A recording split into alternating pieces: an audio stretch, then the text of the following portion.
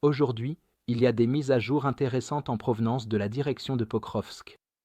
Ici, les forces spéciales ukrainiennes ont lancé une opération de nettoyage précise pour ouvrir la voie à de futures attaques contre les Russes dans la zone industrielle de Kotlin, en faisant exploser de lourdes fortifications en béton.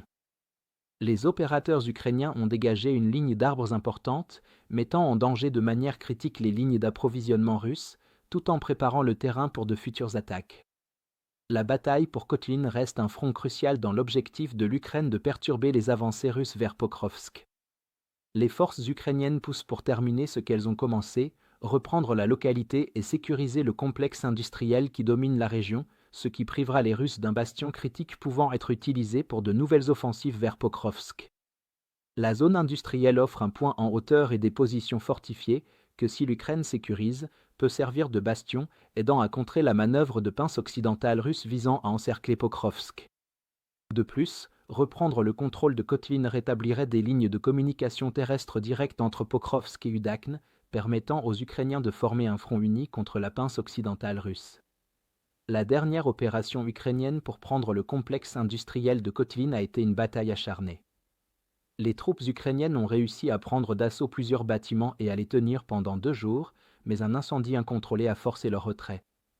Dans la foulée, les forces russes ont précipité des renforts dans la région, installé de nouvelles positions de tir dans les lignes d'arbres environnantes et se sont retranchés, visant à bloquer de futures opérations ukrainiennes similaires.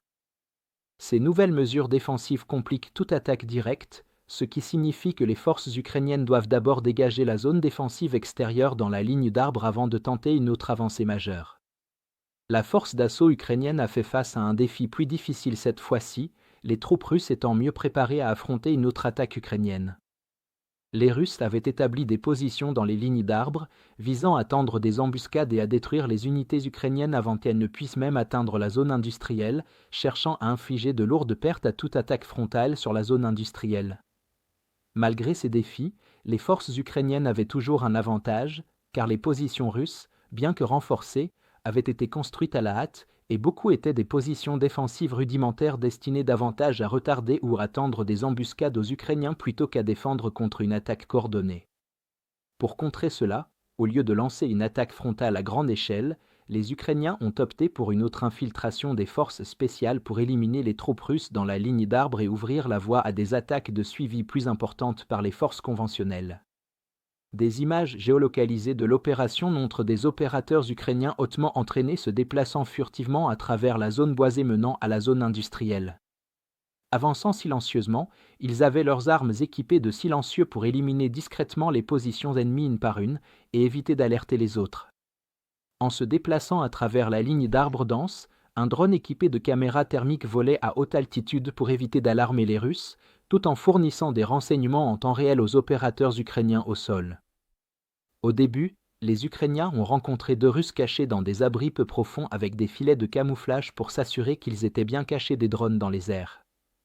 Cependant, cela n'a pas aidé contre l'avancée rapide et agressive des Ukrainiens, et les Russes ont été rapidement neutralisés. Ensuite, ils ont découvert un bunker russe caché, improvisé à partir d'un ancien puits en béton.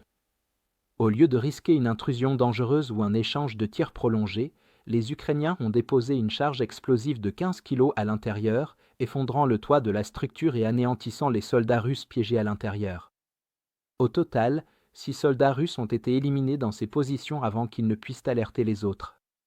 Globalement, avec les positions défensives russes dans la ligne d'arbres dégagée, les forces ukrainiennes ont sécurisé un passage crucial pour de futures opérations contre la zone industrielle. Ce raid réussi affaiblit la prise russe sur Kotlin et crée des opportunités pour des attaques plus larges et plus décisives dans les jours à venir. Le combat ici est loin d'être terminé, cependant, cette opération a porté un autre coup contre la pince occidentale russe près de Pokrovsk, rapprochant la bataille d'une victoire ukrainienne. Les forces ukrainiennes sont maintenant un pas de plus vers la reconquête totale de Kotlin, ce qui pourrait changer toute la dynamique de la bataille pour Pokrovsk, car les Ukrainiens auraient une position beaucoup plus forte pour repousser toute attaque russe. Si vous êtes contre l'invasion de l'Ukraine et que vous souhaitez soutenir le travail que je fais, pensez à vous abonner à notre site d'actualité indépendant. Vous y trouverez nos analyses stratégiques exclusives, des aperçus complets de tous les fronts et des vidéos d'analyse tactique régulières. En vous abonnant, Vous montrerez non seulement votre soutien à cette chaîne, mais vous aiderez également à défendre le journalisme indépendant. Le lien vers notre site est dans la description. Merci d'avoir regardé ce reportage et je remercie tous ceux qui ont décidé de nous rejoindre.